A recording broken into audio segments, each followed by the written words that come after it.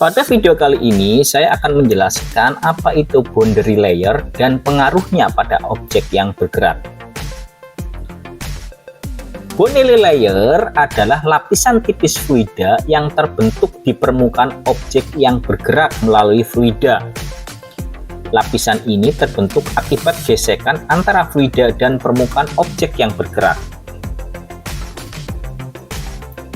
Jika kita mempertimbangkan sebuah pesawat yang sedang terbang, boundary layer dapat mempengaruhi beberapa hal seperti gesekan kulit atau skin friction drag, stall pada pesawat, dan transfer panas pada pesawat berkecepatan tinggi. Jadi ada tiga ya, mempengaruhi gesekan kulit, stall, dan transfer panas.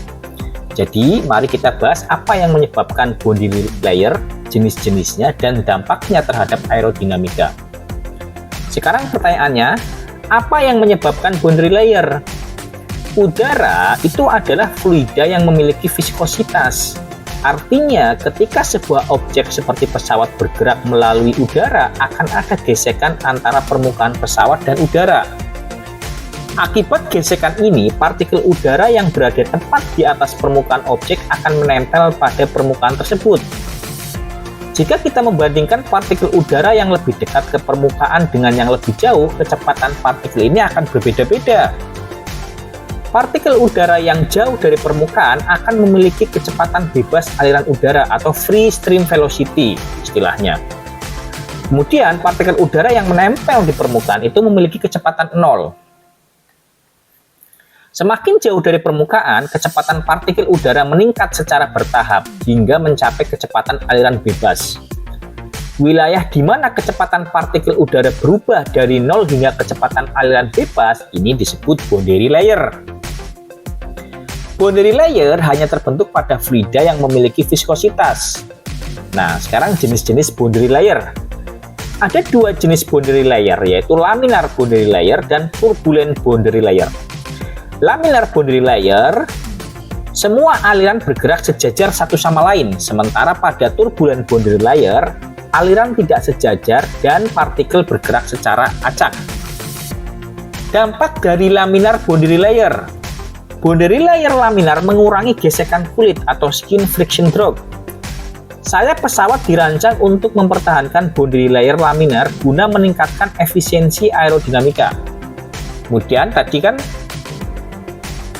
laminar boundary layer, sekarang turbulent boundary layer.